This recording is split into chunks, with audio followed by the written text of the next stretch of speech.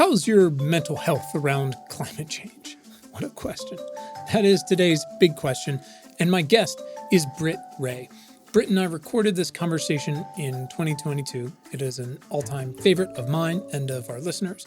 And look, with more momentum than ever to slow the climate crisis, but the growing number of impacts around the world, I truly think it becomes more evergreen every day, just like Britt's work. Britt is the author of the fantastic book, Generation Dread, Finding Purpose in an Age of Climate Crisis. She's an impassioned generational perspective on how to stay sane amid climate disruption, which is here. Britt has a PhD in science communication from the University of Copenhagen. She has hosted several podcasts, radio, and TV programs with the BBC and CBC and is a TED resident. Britt is currently a postdoctoral fellow at Stanford University and the London School of Hygiene and Tropical Medicine because, sure, why not? And at those places, she is researching the mental health impacts of climate change on young people. Britt is also the author of Gen Dread, the first newsletter that shares wide-ranging ideas for supporting emotional health and psychological resilience in the climate and wider ecological crisis. I read it every week. Welcome to Important, Not Important. My name is Quinn Emmett, and this is Science for People Who Give a Shit. In our weekly conversations, I take a deep dive with an incredible human like Britt, who is working on the front lines of the future to build a radically better today and tomorrow for everyone. So our mission here is to understand and unfuck the future. Our goal is to help you answer the question, what can I do? Britt Wray, welcome to the show. Thank you, Quinn. Good to be here. All right, well, we'll see. We'll see how it goes here. Britt, I like to start with one question we ask everybody. It is, I think, reveals something deeper about all of us, also sets a tone for being a little ridiculous. Don't be afraid to laugh at it. Most people do. So instead of saying, Britt, what's your entire life story? I like to ask, why are you vital to the survival of the species? Oh, my goodness. Grandiose. We'll get That's going right. here. Well, these days, my work is focused on very existential questions. It's about how people are going to be able to protect their sanity in a world on fire, which is increasingly traumatic to vulnerable populations in the line of climate disasters and those who are simply aware of what's going on and the lack of moral clarity in our leadership to address the problem of the climate and wider ecological crisis, which creates chronic eco-anxiety and a loss of sense of security in the world as we face this daunting future with many bullets in the gun, climate just being one of them. So I'd say something vital about my work is that I'm looking at those scary developments and trying to get ahead of the ball to work with others in creating mental health protection strategies that are able to be widely shared and freely accessible. That's amazing and is going to be increasingly needed. So thank you for pacifying me and answering that one. It's always funny. You never know. We get people who cackle at it and then reveal something so illuminating, or they're just like, I'm not. And that's also awesome. You never know. So let me, apropos of your amazing book and how thoughtful it is and how well researched and cited and empathetic it is, and what you just described as to how you feel you fit into all of this madness. Let me ask you this question. How are you? I am feeling really grateful these days, like in the last couple days, just because I'm enjoying my 6-month-old baby so much and laughing with him all the time and having these moments where my partner and I look across the room and are just like, oh, like, look at this creature. And this is a whole new thing in my life because it's the first time being a mom and exploring these little bursts of what that means for your day-to-day existence and then reflecting on it in a deep way has been how I've been reflecting on where I'm at over the weekend. And now it's Monday. But of course, it's been extremely sad and just enraging to watch what's going on in Ukraine in recent weeks and listen to reportage from the ground of, innocent people's lives that are being ripped apart in this humanitarian disaster that is sickeningly driven by fossil fueled capitalism and patriarchal menace. It's been tough. So there's a tension there. And I think that that's the tension that's been around for a long time now. Pandemic, climate research, war. Yeah, there's a lot. Let me ask you this. This gratitude, obviously, maybe not obviously. I mean, there's so much that can happen after a baby. Obviously, there's all sorts of depressions and stress, and we're tired and all these things. Is your gratitude something you have? There's so much out there these days, and I've subscribed to a lot of it, about really making an effort to practice gratitude in the sense of like stopping, trying to recognize it, trying to, sit in it for a moment. Is that something you've always been good at? Is that something you've tried to work on? Or has it just been like, holy shit, this baby's incredible? I'm really not good at that. I want to be better at it. I know that having a gratitude journal is a healthy practice, or ensuring that every night when you go to sleep, you reflect on 3 good things that happened in the day. And when you wake up in the morning, you do it again. Those people are amazing. Mm-hmm. I am too forgetful. It's not even that I don't want to do it. I just forget that that's even an option to me when I'm living through my life and zooming to sleep and zooming awake, etc. Yeah. So no, with our little dude, it's more about being struck by his awesomeness and then being very present. Someone described parenting as an aggressive form of meditation, because every moment is forcing you to be present, very present moment, connected to the baby and its needs. So I think it's just that impulse has an effect on me, where he does something and then I'm grabbed in the moment and realizing that the feeling is gratitude. Yeah. Sure. Wait till he starts walking, and then it's an entirely different form of being present, Right. because they try to kill themselves every 30 seconds. It's an adventure. Oh my gosh. How do people do it? I love that. I think you just lock them in, like you build the baby gate things, and then or the bouncers, and you just leave. That's what our third kid, Right. I mean, it's like total standard third kid. We put him in the little, I'm going to get arrested. We put him in the little bouncer, and we got to go. I had 3 kids under 3 at one point. Like, I got to go get 2 other kids out of cribs. And we come back and we're like, oh my God, you've been in your bouncer for like an hour. He's like, I get it. You got a lot going on. Like, it's like, it's too much. I'm happy to just play with these things. Oh, nice. Cool kid. He's a pretty good sport. We're lucky. Really into fairness, which is interesting. But I think it's just because he's like, how come they get to do this and I don't? Anyways, different conversation. That's wonderful. Yeah, I'm the same way. You read about the people with their morning routines and like wake up and take a 1-hour walk with just a little journal and a pen and this. And I'm like, that's so great for you. I'm sure it's like a blissful existence, and truly like good on you. And I hope it bears fruit and it betters society and yourself, and you die happy. And I'm just like, listen, guys, this is the Raisin brand we have. I'm sorry it's not the one you wanted, but that's what we fucking got. So eat up. Eat up. That's my blissful walk. Hey, so speaking of young people, I guess slightly more advanced young people, as I've been thinking about this conversation, again, reading your amazing book, I try to get, as I always kind of say to folks, sort of a 201 or a 301 in whatever a conversation's about before we do it, so it can be more of a conversation than just an interview. And I'm lucky to have a family just chock full of professional mental health folks in a variety of capacities, always on the mind and being challenged on these things. But I was in an Uber the other day, and there's a driver. He was a young to early middle-aged Black man, probably around my age, thoughtful, concerned human. About 40 minutes, we had time to get into things. And one of the things we're talking about, I'm in Virginia, and we're sort of back and forth in the process of legalizing marijuana. So it started with decriminalization, and now it's legalization, and they're working towards retail. And one of these ideas he brought up was he was really concerned about young people and how it might be abused. And we tried to, together, contextualize it around the limited research we have, right, around side effects and health outcomes, but also in a broader sense around alcohol and obviously what opioids have done to so many folks as they have sought to cope with everything or pain, physical or mental. And we got into the mental health side, and he brought it back to the youth. And again, I don't think he was much older than I was, or at least he looked a lot better than I do. But one of his points was he really didn't understand, not in a way where he was criticizing, but how are the young people so anxious and so stressed, and why? And again, he clearly wasn't seeking to diminish us. He really seemed like he wanted to understand it.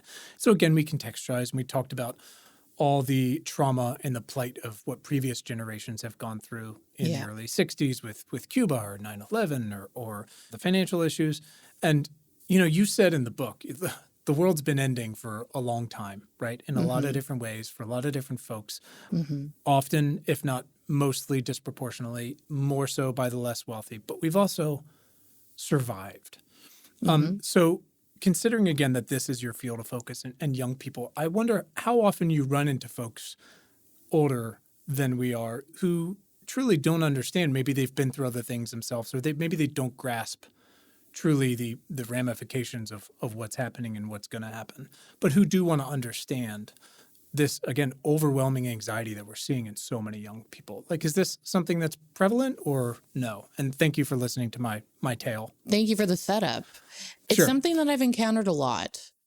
I was on a call with some mental health professionals last week, and one asked, okay, what's going on? You know, we've had the Holocaust, we've had nuclear crises, we've had genocides all over in all shapes and sizes. What's up with this generation? Are they coddled? Are they soft? Right? I mean, why do we need to introduce trauma-informed ways of doing climate education in the classroom? I don't get it. And it's a sentiment that I've heard from many people who are of older generations. And I think there's a few things that we need to break down.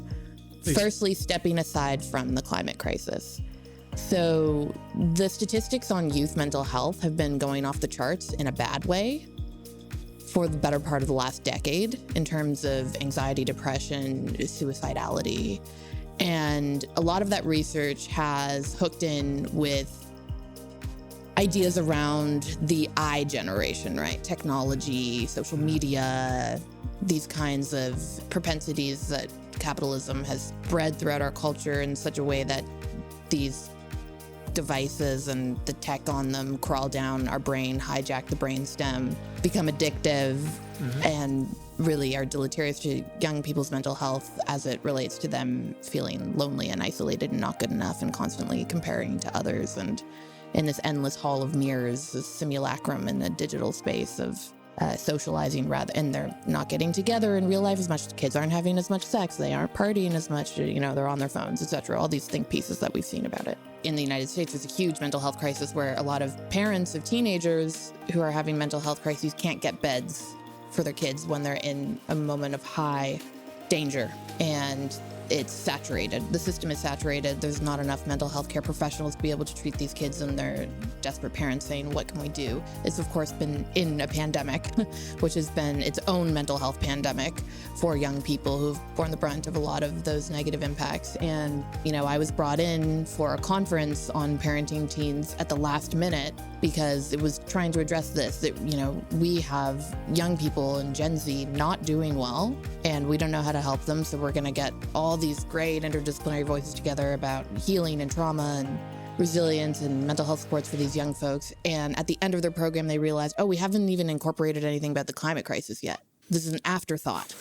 Right. Meaning there's a lot going on already, right? Sure. Regardless of the climate, which is difficult for younger people today to navigate, as well as for their families to figure out the best ways to support them. But then you add in the climate crisis, which to many young people does not feel like it's some kind of potential apocalypse in the future. It's something already here, unfolding.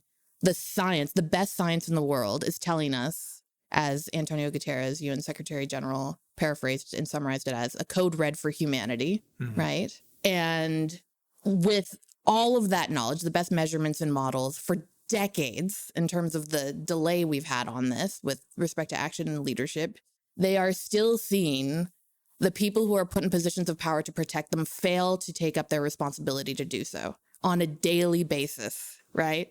They read the dire reports and news, and then they read an article that Biden is going to ship a bunch of natural gas to Europe, and so on and so forth, or how many new drilling permissions were given under his presidency, given that it's so-called climate presidency. I mean, what's going on? You know, those kinds of feelings tip into a space of moral injury, feeling institutionally betrayed.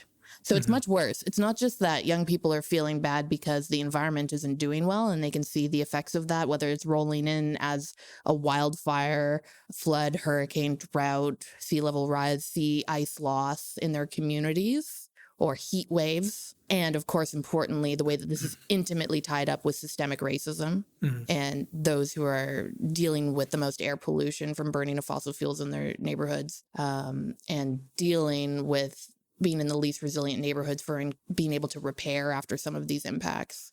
Often poor communities of color. By no accident, it's by design, of course, because of history of racist policies that have redlined certain communities into certain places. But furthermore, it's so much worse because it feels like the adults have left the building. It feels like those people who have the power in society to act on this are not taking the opportunities to do so and failing them further.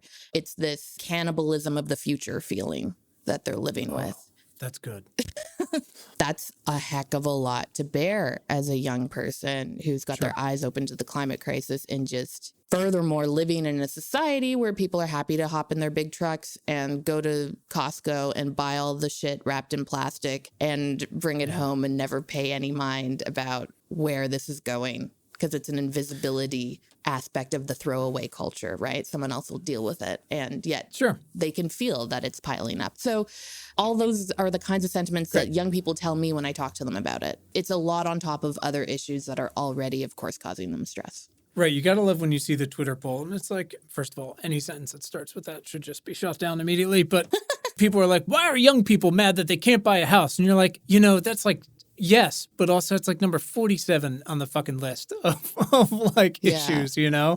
And it's so many things. And I was really struck and again identified as someone with young, very privileged white kids, but also try to mentor where I can.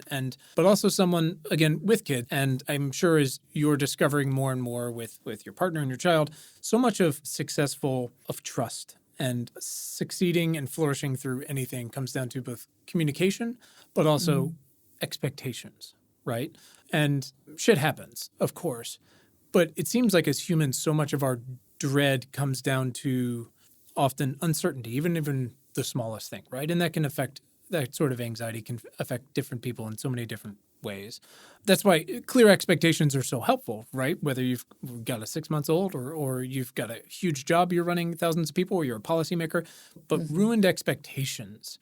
No one has more expectations than people in the West, right? Because we have so far to fall in the sense that we are wealthier than anyone has ever been. So folks in the West, especially white people, just have this, like you said, this lifestyle where we go and buy all this stuff and we power these things with these fossil fuels. And we've never truly even calculated the true cost of these things. It's interesting, but also not surprising that so many of the folks in who are able to go to therapy are people who can afford to be there because therapy is expensive. Yeah. So many folks in the U.S. don't have health care, much less one that covers it because they're hourly workers. And again, those are the people who were sold sort of this bill of goods or participated in this bill of goods. And so their expectations have the farthest to fall. But you use this word betrayed, and that is the other extension of it is it goes from being misled by the climate administration, right, to being betrayed. And this idea, like you said, that the world is more fragile than we thought, but that there are also, you would think upon discovering that we would do something about it. And that's where they feel like they've been betrayed the most is you said you recognized the problem and you said you were going to do something about it and you're doing the opposite. And so I wonder how much you really encounter actual anger, how much of this grief comes from people who feel angry and betrayed at where we are. Because we're past is it real? Absolutely. Way past it. And the anger is a predominant emotion out there with lots of generations, not just young people. And it's rooted in a healthy sense of injustice. It means that one's conscience is intact, right? And that they know what it feels like to be morally transgressed. And their radar for being wronged is turned on. And so it's a healthy emotion to be acting from. It can be very motivating. There have been studies of eco-emotions and, arguments from that data to show that it's a more productive emotion to be angry rather than depressed, for example, or anxious about the environmental crisis. But of course, it's not like we just have one emotion at a time. There's many in which we can find ourselves. But I think that that's a perfectly fruitful and good place to be working from when you're pissed off about what's happening, not only because we're speaking in a highly American context through some of the examples we've given already, but of course this is global with lots of various forms of bodies who are meant to act on this not doing so. And that's why you've got young people rising up and suing their governments, right, under the framework that it violates their human rights because governments are not protecting the future habitability of the planet. I mean, it doesn't get more existential than that. It's very core what these arguments are. It's perfectly logical.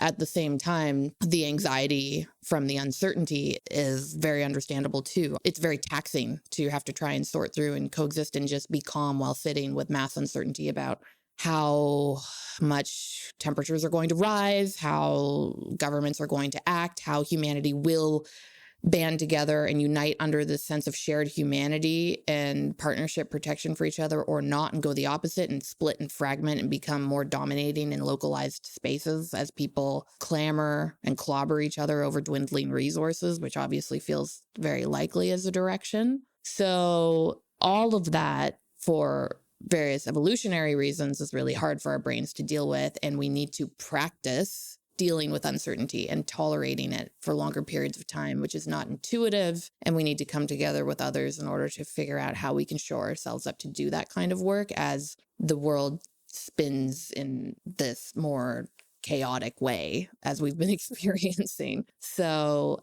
I'm not sure if that answered your question, but we started on anger. No, I think we did. And it made me think about, you wrote a little bit in the book, but your newsletter is also fantastic. Thank you for that. Thanks. So helpful personally, but also to the work I'm trying to do here. And you wrote recently, and apologies, like time is a flat circle / I'm a goldfish, whatever metaphor you need. I can't keep track of things at this point. But recently you wrote about this increasing effort and need to develop a real taxonomy around the feelings we're feeling and what's being done and happening to us. And you just mentioned, we started with anger, but you said, obviously, we are able, and it's important to recognize that we can feel many different things at once. How important is this effort to develop a real taxonomy so that we can hopefully help people more and help ourselves more? But I'm also curious, and this is a slight pivot, but again, I try to think about seeing as people that look like me have generally for a few thousand years been the people in charge, and that hasn't worked out so great. Who gets to decide that taxonomy? Because, when we talk to folks about AI ethics, there's this idea of the alignment problem, which is it's not the data and the algorithms, it's the people designing them, the people in the room, which tend to be the same people over and over.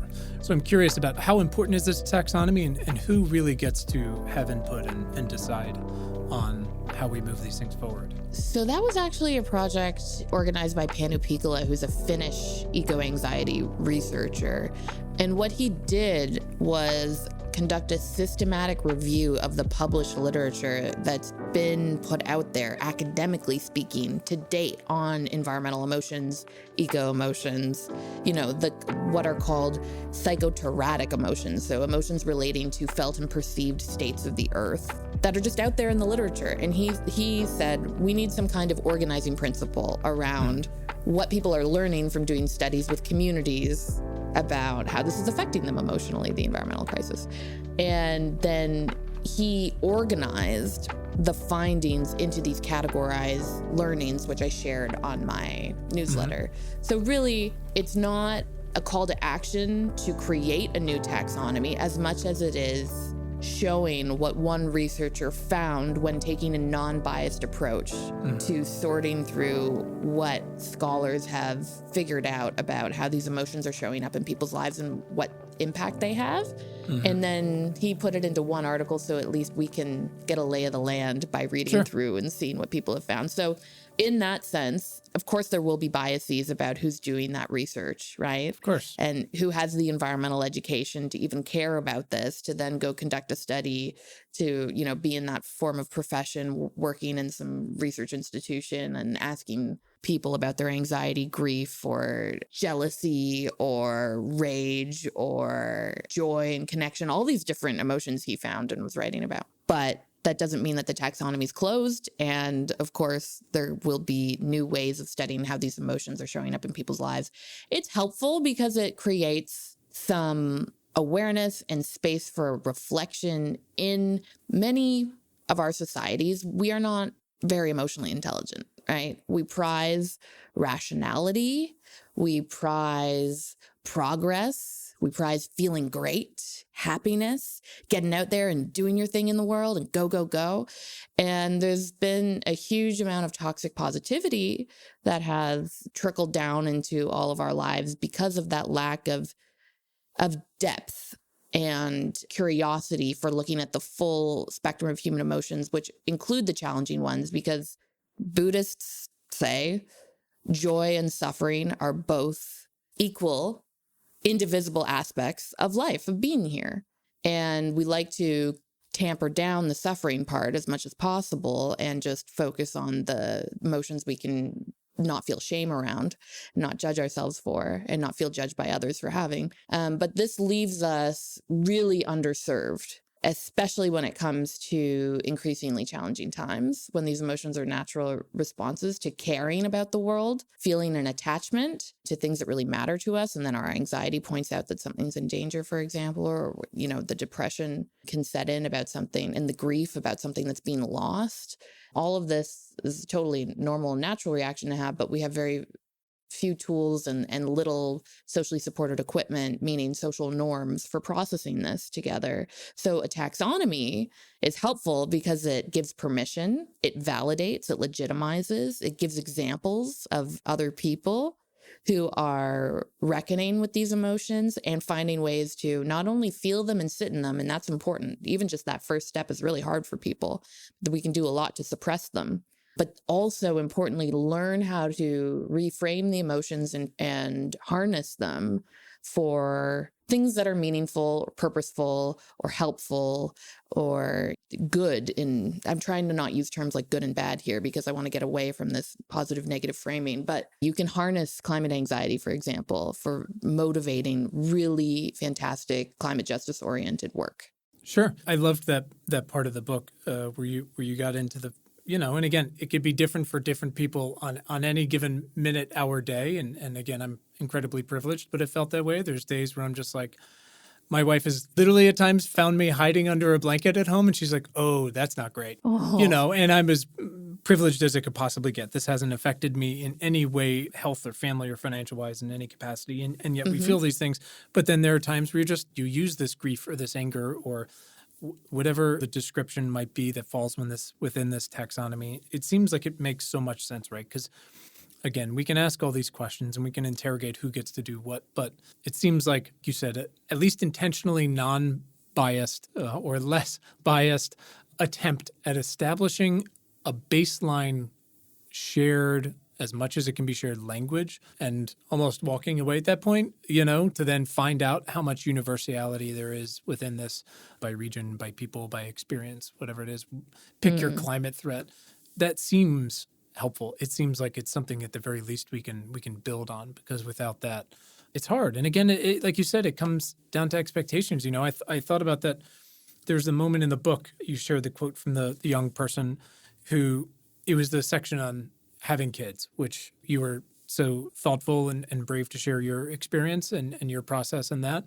And I know so many folks go through that, and young people. But there's the quote from the young person who basically was just like, look, I don't regret being born, but did my parents fucking think about it twice? That this is what they're bringing me into. And that is just profound, because there's this metaphor that's often thrown around of, I'm not sure if you follow baseball or sports at all, and they can be overused and oversimplify things, but this idea of coming up to bat with 2 strikes on you, right? Right. There's one thing about your expectations about being misled or having those ruined. It's another thing to come out and be like, oh, we're just fucked? That's the thing? That's what I've got to work with? That is what that must do. Has got to just be incredibly traumatic and hopefully at times empowering, but I don't think we can assume that it acts that way for everyone. No, exactly. Yeah, it was a powerful quote. I think she said verbatim, it's not that I wish that I were dead. It's that, did they have any fucking clue about what was going on when they decided to have me, because I'm so stressed out about my future, I can hardly take it, is the general idea there. And it's a common sentiment. And this idea of having 2 strikes against you is profound about being born at this moment in time, because we are going through this phase shift in generations, right? Where there had been generations improving upon what their parents had given them time and time again. and the sense of an expansive future and more productivity and more wealth and more health and longer lifetimes and, all the stuff that Steven Pinker likes to talk about in terms of less war and more prosperity. And rather quickly, we have a complete breakdown in those trends. And it's not like the kids who are now reckoning with that are being raised in social norms that are focused on supportively processing that twist and ushering through a new way of looking at the world and identifying questions of like, what is enough and what am I here for? What's my purpose? How am I going to show up at this moment in time? People are generally not reflecting on those questions, but moving through with the former presumptions about all these things we're supposed to expect, and it's not happening. And, no one in my generation can get a pension or afford to buy a home and, so on and so forth, let alone these other bigger issues. In that sense, it leaves young people feeling awash without anyone kind of legitimizing these fears and stresses on them except for their own peers, which is not helpful. And it leaves even more of a burden on them to figure this out when they've already inherited the climate crisis and the duty to clean it up. And they're often made aware of this before they have an opportunity to figure out important aspects of their identity, grow up and have fun and experiment and find their unique path in the world. It's landing on their shoulders at really young ages now. And those who are still alive and the ones in power and holding office have been able to enjoy these expansive, prosperous ways of going about their own generational existence. And so there's just a disconnect there, and it's rather quick and it's jarring, but it does leave also, especially those with privilege and protection who have been raised by those kinds of families, saying that's not what we were promised. We were told that this is supposed to be, especially millennials with our whole me generation, you can be anything you want to be kind of parenting format. It's a huge disconnect when then this sense of whether it's a foreboding feeling about societal collapse due to climate catastrophe or other issues sets in, breaks through defenses. It's no longer just an intellectual problem of, oh, yeah, this environmental crisis, we really ought to throw all of our muscle at it and get technologically innovative here and rework our policies. It's then an overwhelming stress that means that those psychological defenses are no longer helpful to you, and you experience what the sociologist Anthony Giddens calls ontological insecurity, when you no longer feel safe in the world or secure. And that creates all kinds of huge behavioral responses, a real fragmentation. It can feel like an internal shattering. It can be so intense that people really cannot bear it. And I'm not saying this is all young people. I'm saying that some young people who are dealing with the eco distress experience it in this way. And it tends to be harder for those who have privilege and protection, because this is what teaches them that the world is far more fragile than they thought it was. Sure. And dangerous than they thought it was. So that's an interesting thing that people are processing, but often on their own, and feeling really alienated and isolated in that. And they need support. They need to find others and talk it through, and not feel so abject in their loneliness about that. And then, of course, we talk about communities who are not so privileged and protected and who have long known that the world is a dangerous place. Right. They're promised not much. Yeah. And the two strikes against them feeling has been there a long time. And now there's this foreboding climate crisis awareness on top of it. Talk about injustices upon injustices upon injustices, and a real need to develop an ethics of care that is pointed at supporting those communities. That's why also this kind of eco-distress can be such a transformative bridge, as a powerful form of solidarity creation, because those with more privilege and protection who are waking up feeling like the world is ending, so to speak, quote unquote. I don't actually mean that. We can talk about what we mean by saying the world has ended many times before. Can do that kind of inner reflection and think, oh man, if I'm feeling this shaken by the lack of action towards this problem and the increasing obviousness of its detrimental effects in communities all around me, how are these other people feeling, right? Sure. Which can help people gain some perspective and not just be so navel-gazing about it. And that does seem to be part of folks like myself have to endeavor to do, which is deal with my own shit, not to undervalue it, hiding under a blanket, but at the same time, really work to listen to understand and empathize, and then as much as possible be an ally to, again, peoples and groups who, like you said, it's been two strikes forever. And often it's because of systems designed that way. And we keep doing that. You mentioned this sort of almost innate default action of finding folks to relate with and talk with, and how that can be hard. And I think about, I've been very lucky over the past few years getting into all of this to have found a group of folks who frankly have been doing it much, much longer than I have, and gone through the ups and downs, who I can call, frankly, or text and say, Jesus, this is dark. You know, they already know that. They're probably thinking that too. They've got someone they can call and text about it. Usually it doesn't necessarily mean they're okay, however we want to phrase that. But I have realized that I have to be very careful and strategic about who I really talk to about the what could happen things, the what's already baked in, what could happen things, like the mathematical real world stuff, but also how I'm feeling about it. Because you can really ruin someone's day who isn't aware or isn't prepared. Oh, yeah. Or isn't down with this. You have to be careful with your relationships. I mean, you shared that story of someone saying, hey, listen, your shit's gotten really dark. Yeah. You need to be aware of that. And I've gotten that talk 100%. It's made me go like, should I be doing this? Because I'm not sure if I'm capable of handling it in a way that I can balance my life and end the work. But at the same time, you know, it seems like I had this wonderful call with the folks at Sesame Street. Cool. I mean, literally, I was like, I'll drop everything. I don't fucking care. Like, I'll literally, I was like, I owe you guys everything. But it was this question of sort of like, how do we, because they shifted their formatting, I don't remember how long ago, from, I think it was like 4 to 5 year olds to 3 to 4 year olds. And that's a big change for the intended audience. And it's like, how do you talk to about 3 to 4 year olds about climate change? It's like, fucking, it's really hard. But one of the things I've thought about a lot, and again, how I talk to my kids, very privileged and can handle this and have access to the outside and water and air they can breathe. But it's about relationships, really. You know, it's about our relationships with nature, of which we're inextricably part of, relationships with each other, relationships. So I have worked hard to make the show. My guests are 60% identify as women and almost 50% are people of color, because the least I can do is at least listen to them and then try to be allies and build relationships. But at the same time, we have to be so careful that, again, the people we talk to, we're not putting a burden on them, or even worse, that we're being extractive. And I wonder if you've gained any insight into a way to be methodical and empathetic and thoughtful about doing that, as I think there's probably a lot of folks out there, again, who are listening to this, who are working hard either on climate or something else or COVID or public health, who are like, I still don't have those people that I can talk to, and I want to make sure I'm not making it worse. Yes. Yeah, these are all really key questions.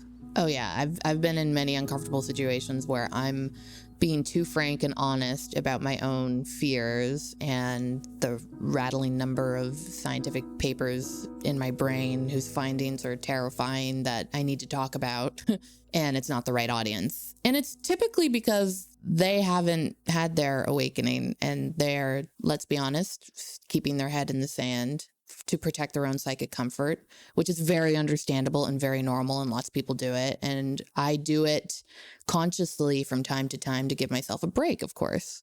However, there is a whole world out there of people who are gathering specifically to provide a container, a safe space for people to come together and talk about these issues and how they're affecting them, so that they can get that relief and support and new energizing ideas for how to respond to it emotionally and rationally. And some groups that I can mention, for example, are Climate Awakening. Climate Awakening is led by Margaret Klein-Solomon, who's a psychologist and activist, and she has these virtual drop-in sessions where you can show up and talk about anything under the sun as it relates to the fact that sun is making you feel warmer. But really, it's a place for direct conversation with just a one-off kind of session. And there's also climate cafes, which are decentralized gatherings run all over the world. You can Google Climate Cafe in your area and see if one's happening. But the Climate Psychology Alliances of the UK and North America are hosting a bunch of them. And those can be a productive space for knowing, okay, here it's okay to share whatever's on your mind. There's nothing that you're going to be judged for. Everything's going to be validated and mirrored, and other people are going to share their feelings too, and that's going to be strengthening. But then what I think is even more powerful than a single drop-in session, depending on where you're at, are these programs that actually move you through weeks and weeks of meeting together. So something like the Good Grief Network, it's modeled actually on Alcoholics Anonymous. They turned it into a 10-step program, and it's for exploring all of these intense, challenging emotions that come with the uncertainty that the climate and eco crisis brings into our lives. And by the end of the program, each week there's a step, and they really go there, talking about mortality and all sorts of things. And at the end, you are led through a process of reinvesting the emotional energy that you've lost from being freaked out or angry or, depressed, whatever it might be about the crisis, into actions that are meaningful for you in authentic ways. No prescription about how to take action, but, who are you and what are you good at and what brings you joy and what feels like it needs doing and how do you tap in, that kind of a thing, which is really regenerating. There's also the Work That Reconnects, which is a really powerful program that people can find, again, in their different locales by looking to see if they are run, or there's just virtual formats of the Work That Reconnects facilitators. It's all about going through grief about injustices in the world as it relates to the eco crisis, and then coming out the other side, seeing the world with new eyes. There's All We Can Save circles off that best-selling feminist anthology, All We Can Save, and those are, propping up all over. So there is basically a cottage industry of support groups for talking about this stuff because the need is very great and people are saying, I need someone to talk to. And then there's also climate-aware therapy, but that gets us into one-on-one meetings, and, not everyone has the means to be able to pay for a therapist, but if you do, they're an incredibly powerful support to, again, dwell in the emotions with someone who gets it and who can help you cope.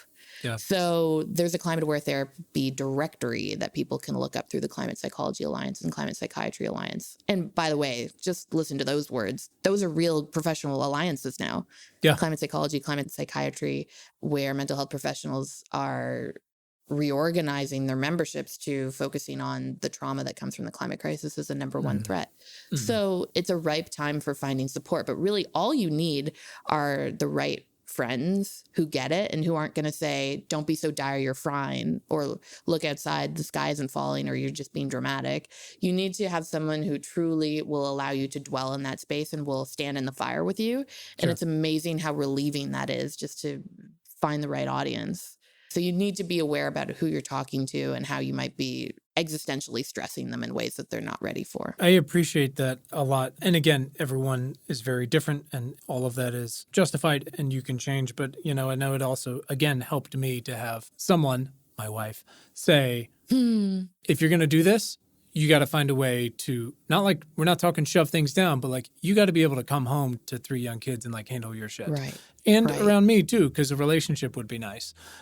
Don't diminish it, but there's got to be things. And it's wonderful and hard to hear that we've come so far, that we've got this cottage industry. I wish it didn't have to exist. Exactly. But Quinn, in your life, as that shows up, is it related to climate distress specifically that you're talking about when your wife says you got to handle your shit before you come home to our 3 kids? Or is it because your work is looking at so many intersecting and synchronous crises? It's not just climate, right? Yeah, I don't recommend it. That's a challenge, of course, to be thinking about this stuff 8 hours a day. At the beginning of this, and often with new folks in our community, they go, oh, do you have a scientific background or engineering this? I'm like, no. Like liberal arts major. That's what I got. So, I can take a step back and ask annoying questions and hopefully try to pull the dots together. Like I said to you, we've had 136 conversations that are published. There's probably 10 times more offline. I really try to level up. And so bringing those pieces together has been helpful, whether it's just journals or it's conversations or whatever it might be.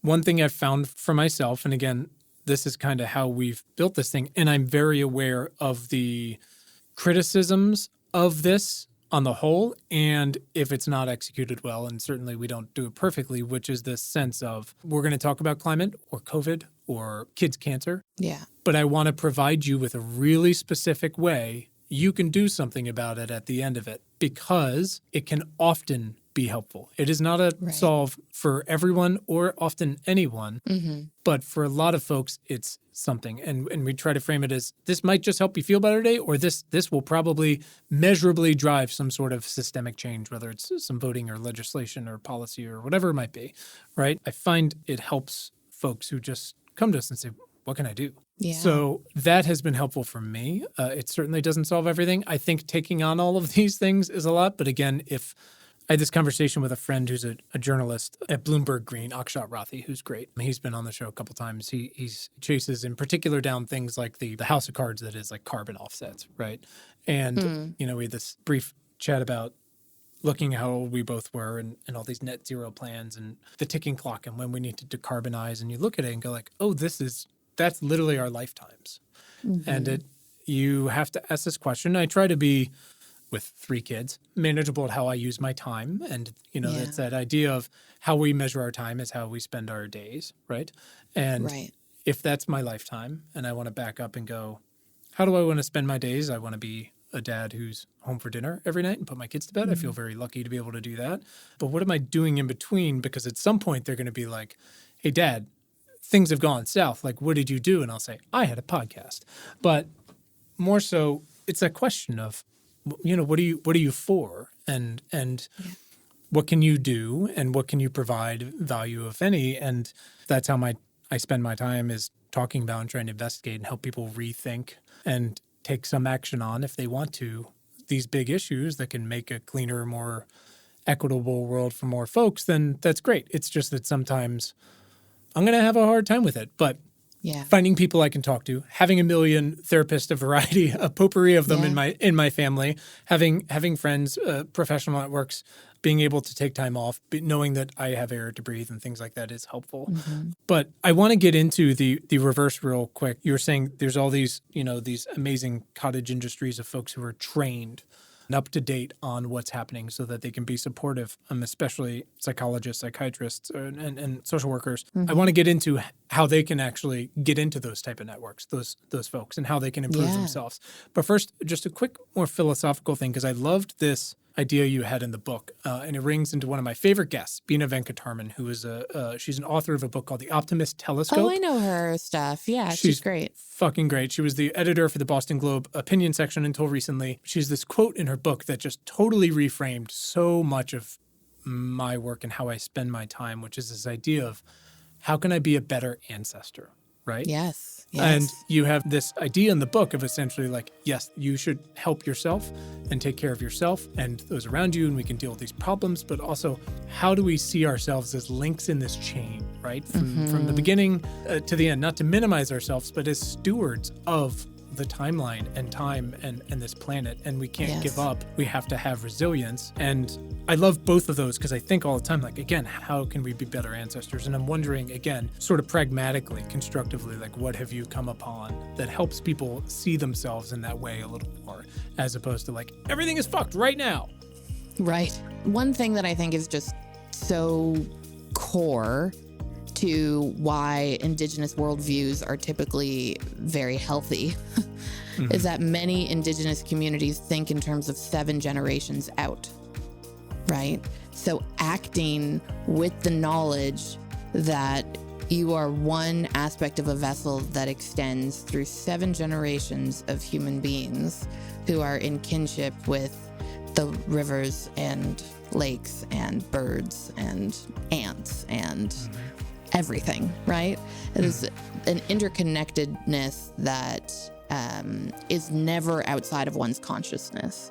And of course, that is not the way in which many non-Indigenous folks have been raised to think about themselves. But it's possible to practice modes of becoming aware of that truth, right?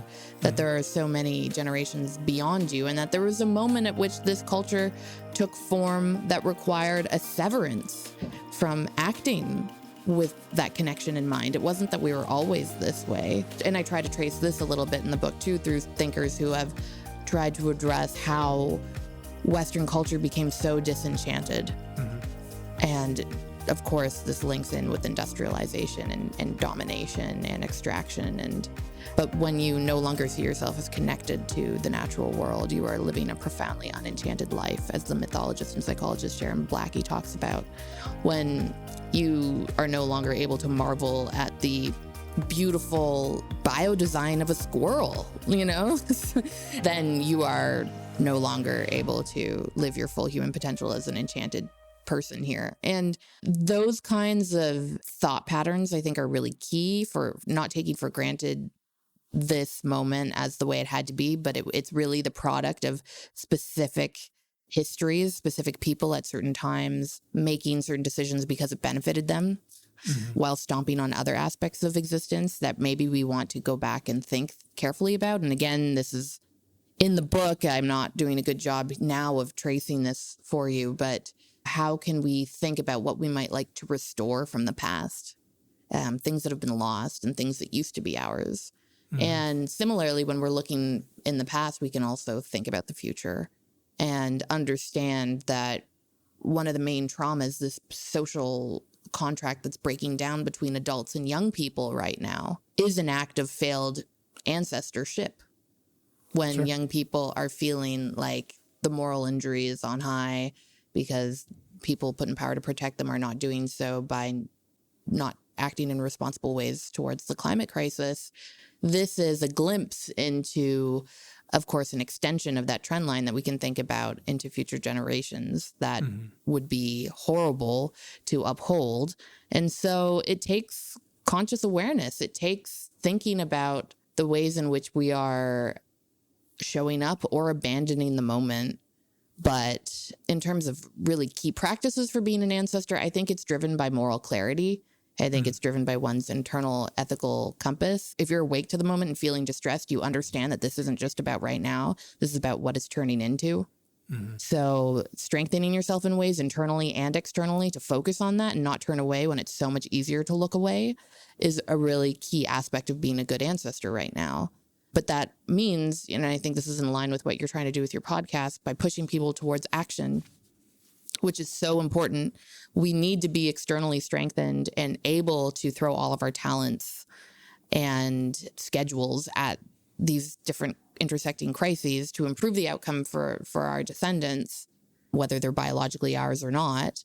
But also we need to understand that activism isn't just external. Activism is also internal, as the fabulous climate-aware therapist Caroline Hickman talks about. And we haven't really regarded our internal worlds as a place for activism, but it's a whole space in which we must draw our attention to find ways of being not only able to soothe ourselves and work with our nervous systems through various forms of mindfulness, meditation, self-care, whatever it might be, ways of living within our window of tolerance for uncertainty and regulating our nervous systems. But being able to do that, as you said, in relationship with others, co-regulating our nervous systems with our kids when things are getting tougher. That's a difficult task, and it's a lifelong project, and we need to do that so that we're not just reacting and lashing out by external circumstances that are challenging to us and then affecting the nervous systems of our kids and not leaving them in a good, resilient place, for example. All of that is key, but then there's just the emotional quotient of being able to accept and allow your feelings to be there so that they move through you and you aren't exerting all this unconscious energy and suppressing them. And then able to connect that internal world of activism with your external world and use your emotions as navigational tools to guide you towards where you can be most effective in the external action, and really honing in on things that are most important to you that you're worried about is a powerful way to cope at this time.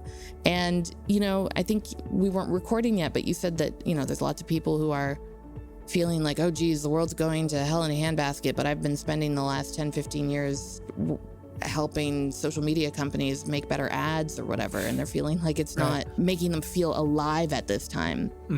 And paying attention to those emotions is key, right? Yeah. Being able to get in touch with them and allow them to steer you to things that, as Sarah Wilson, the writer and podcaster, says, your one wild and precious life, right? To really burst through these norms that have put you in a lane that you're dissatisfied with and find the new path forward that is going to make you feel most vital, alive, awake, connected, able to practice loving kindness in the way that you move through your workday and your relationships. Like, all of that is connected to your internal activism. Mm-hmm. So I think that those kinds of developments, as we move into more challenging times, people are realizing that stuff's not working, and it's guiding them towards these kinds of internal reckonings, which is fantastic. I think it's very hopeful.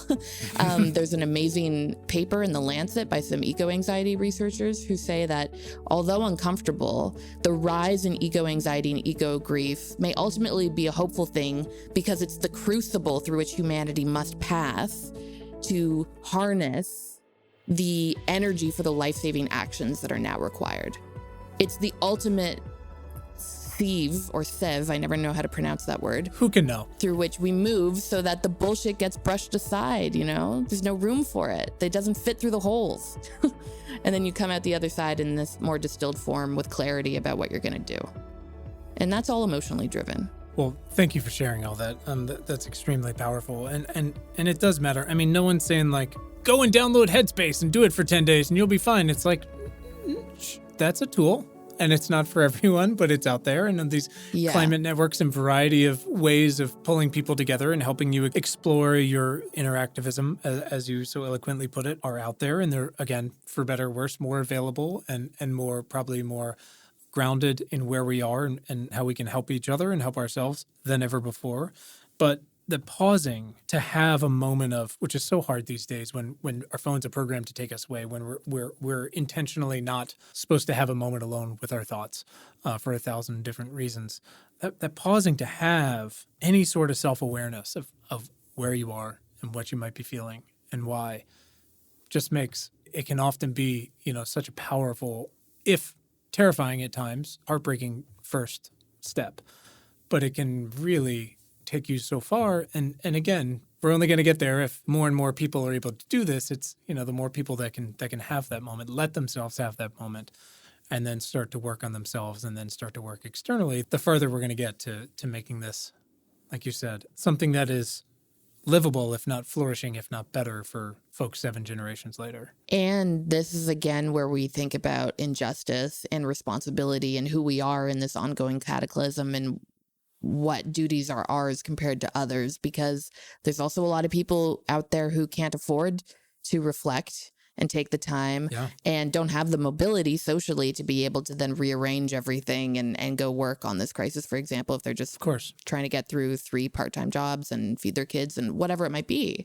Those with the most power and privilege also track with the most emissions, the most using of the resources, and have the most flexibility to reorient and reattach to, as the psychoanalyst Sally Weintraub says, the parts of themselves that care, to like burst this bubble of the culture of uncare that we've been mired in for so long and take responsibility in life. Those with the ability to do so ought to do so, and it is our responsibility. Not to say it won't be difficult. Again, like the highest expectations have the farthest to fall, but at the same time, like you said, the greater responsibility, whether it's to the greater crowd that's alive now or 7 generations in the past and future, you asked, effectively, what is it like to sort of examine all of these make or break things all the time?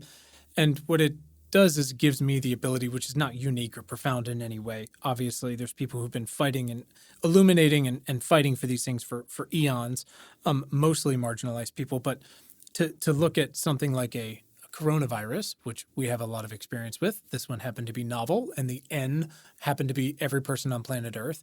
But what makes actively this virus so dangerous and so deadly are the underlying societal things that we actively choose not to do every day to support those people who don't have time to switch their jobs because they think climate is cool now, or to take time to reflect because we don't have paid sick leave, because we don't have paid time off, we don't have time to vote.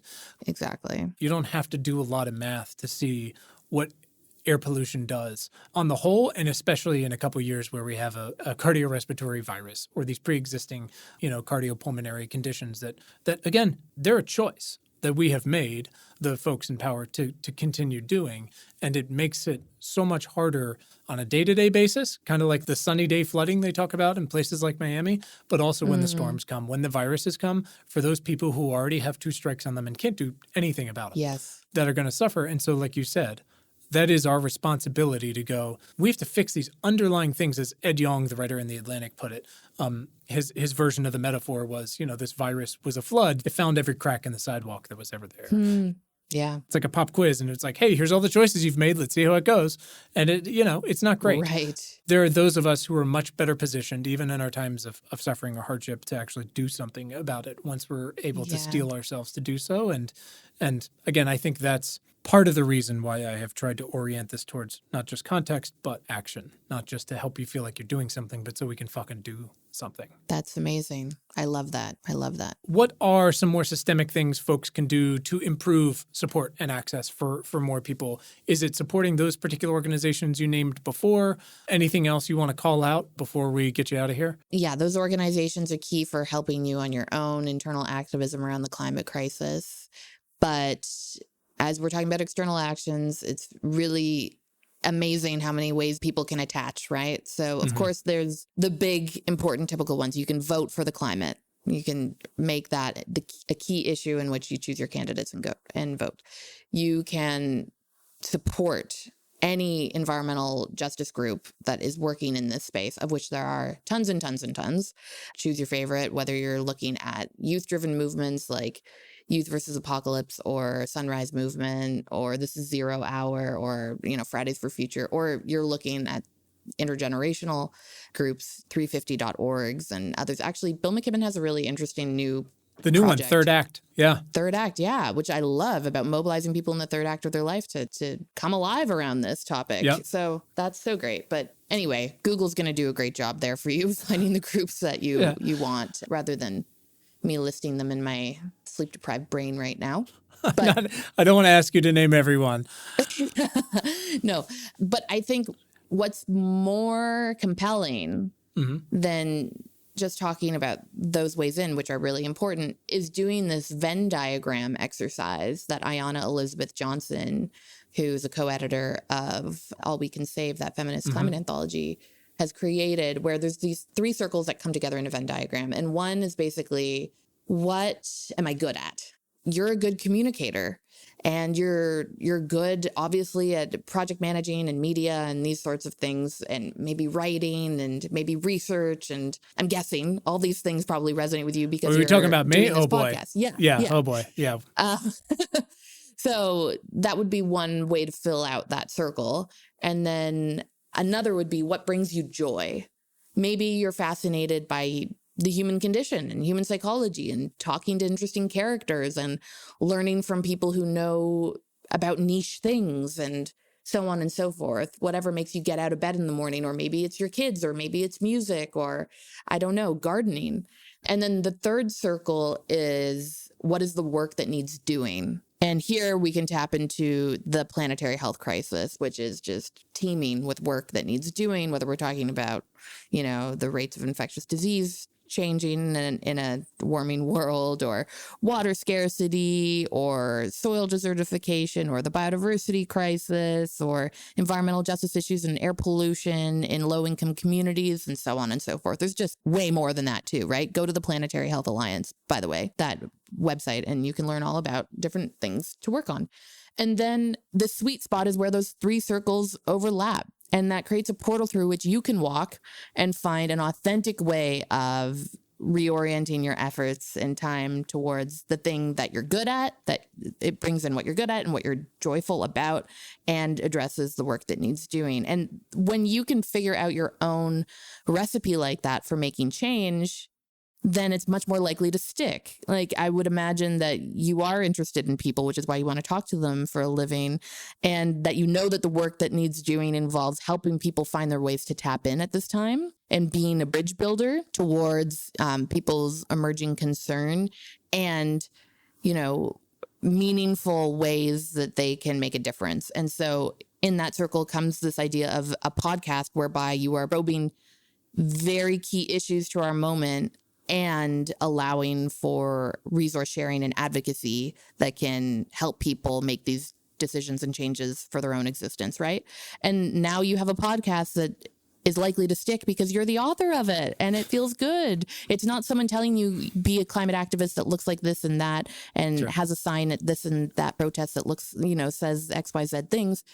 It's you figuring it out. And so I've done those kinds of diagrams without knowing that I was doing it, which is what caused me to leave my former field of synthetic biology. And just as I was finishing my PhD in a totally different space and then reorient towards focusing on climate and mental health because of, these key things that were making me get out of bed in the morning and felt like I could bring my skills to and knew that it was addressing a need that was out there and growing. So I really would encourage people to just look up Ayanna Elizabeth Johnson, climate action diagram, look for those 3 intersecting circles, plug in your own variables and see if you can find a way of making some shifts that feel right for you. Because there's endless places that need help right now, and therefore there's also endless approaches to which we can come at it from. The climate and eco crisis touches everything. As you said, the pandemic was the pop quiz. All the issues that came up on that test also connect with the planetary health crisis writ large, of which the pandemic is one subset. So, we've got a lot of opportunity. Yeah, that's what I feel like usually how my Uber rides or sitting next to somebody on a plane or whatever it is when they say, what can I do? And I say, what can you do? And it's, what do you love? And what can you do? And often I will then tell them, listen, I can't tell you literally what you can do, but if you can answer those 2 questions, I can tell you 4,000 things we like that check those boxes because we need kitchen sink. We need the whole shebang. So it's wonderful. Whatever brings you joy and that you're able to offer, whether that's volunteering or part-time or donating or full-time or whatever it might be. I can't believe you also fully know synthetic biology. It's just, I barely get through my day. Science communication focus on synthetic biology. I was not doing the lab work. You just You just gave me like a full free therapy session. We don't need to take yourself down a notch here. It's impressive. It's impressive. This has all been so tremendous and wonderful and empathetic and I hope helpful to a lot of folks. And I can't wait for people to get their hands on your book. Truly, truly, truly. I have 3 little questions I ask everyone. Then we're getting you out of here because TikTok, we got a lot to do. First one, Britt, who is someone in your life that has positively impacted your work in the past 6 months? Oh, there's so many. Jeez. Okay. You got to pick one. I'm going to pick Caroline Hickman. Okay. Not only is she the climate aware therapist who I talked about earlier as being fantastic, and therefore every time I meet with her, she has endless nuggets of wisdom that she speaks, but she was the lead author on a study that I co-published with her and a bunch of our other colleagues looking at climate anxiety in 10,000 children and young people's lives around the world, 10 countries spanning low, middle, and high income nations. And our findings were, even for those of us who are mired in this stuff day in, day out, alarming to us as to how severe the disruption of functioning in young people's lives, their climate anxiety is, which has become this really useful paper. I think there were more than 1,000 media articles written about it, went around the world. The UN Secretary General brought it into the General Assembly, and Stephen Colbert did a bit on his show about it, and basically just like upped the ante of the conversation of how real this is. And therefore, I think she's been an incredible boon for the field and therefore, for my work too, and helping to address the importance of young people's well-being given their climate distress. Awesome. I love that because it is really hard to deal with all this sometimes, and internal activism often includes self-care. What is your version of turning it all off and taking care of yourself? Ooh, I've got a few. Certainly conscious short-term suppression, meaning not thinking and working on the crisis all hours of the day, every day, bringing it home with me every night, thinking about it all weekend. Because I've been there too, and I've been doing that. And it's just a recipe for burnout and misery. And so instead, I now know how to shift gears and allow myself go into play mode and, hang out and be with my best friends and have fun and be a goof and all that stuff and be able to park it rather than being that anxious kind of activist always talking about it and not seeing my needs met by other people who just didn't want to go there. So that's been kind of important. And then meditation, yoga, before I had a baby, when I used to have time for such things. I need to get it back in my life. Running and cooking as a relaxation. Reading novels, reading fiction, and interestingly, listening to podcasts or like audiobooks about astrophysics and things that really explore the cosmos and therefore point out how infinitesimally small this moment is in the history of creation, existence, whatever you want to call it. That's very calming, strangely. I like it. Awesome. I love those. I think people just love to hear about those because, frankly, you know, we all can do a better job. And so I think people are always like, oh, that works for her. I'll do taking a walk in the forest or biking or whatever it is. Right. Last one, you mentioned reading. What is a book that you have read this year that either opened your mind to something you hadn't considered before, could be astrophysics, or has actually changed your thinking in some way? We've got a bookshop list of all this stuff. And obviously your book is going to go on that list as well. That's so sweet of you. Thank you for sharing the book. Oh my God, of course. I'm loving reading the Greek myths right now. I'm reading an anthology of the Greek myths. And this is not something I've visited since I was a child. And it's very much helping me think about the power of story and narrative and enduring human qualities, and even more so the detrimental aspects of human nature. Thinking about ancestors, as we were talking about, you know, people not actually changing that much throughout time, given these stories, has been, I think, a refreshing way of me thinking about my work going forward, interestingly. But that's what I'm reading right now, so maybe that's a lazy answer just because it's what's at the top of my mind. No, it's awesome. What is the anthology? Do you recall? Here, it's Gustav Schwab's Greek Myths. That's gorgeous. A gorgeous Taschen book, so it's filled with artwork amidst all the stories, which is, that's gorgeous. You know, it's what I do with some of my short-term suppression time from the climate crisis. Short-term suppression is fantastic and so necessary. Like you said, if you can learn to park it, truly it helps. This has been fantastic. Thank you so much, Britt. The book, again, we will put the link on Bookshop. It's available everywhere. This episode will come out, this conversation, when your book comes out, which is fantastic. I'm sure nothing impactful will happen in the time between now and then because everything is totally fine out there. Britt, where can the people follow you on the internet besides when they get your book? I have a free newsletter at jendred.substack.com where I share articles, interviews, Q&As, advice columns with other, not advice from me, but, you know, climate experts out there. And this is focused on the intersection of psychology and the eco-crisis. So the tagline is staying sane in the climate crisis. And you can sign up there, jendred.substack.com. And furthermore, I'm on Twitter at Britt Wray and Instagram at Jen_Dread. Awesome. And thank you so much for sharing my book and having me on. It was such a nice conversation.